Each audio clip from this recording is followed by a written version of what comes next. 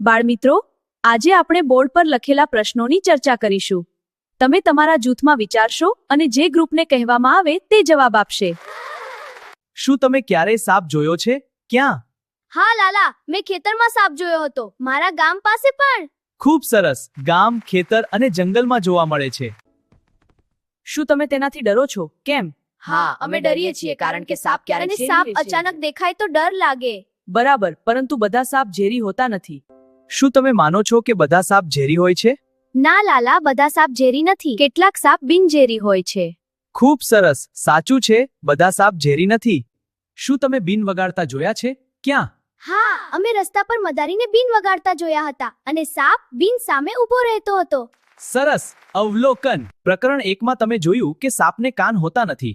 તો શું સાપ બીન સાંભળે છે? ના લાલા, સાપ સાંભળતો નથી. તે બીન હલતી હોય એટલે સાપ પણ હલતો હોય છે.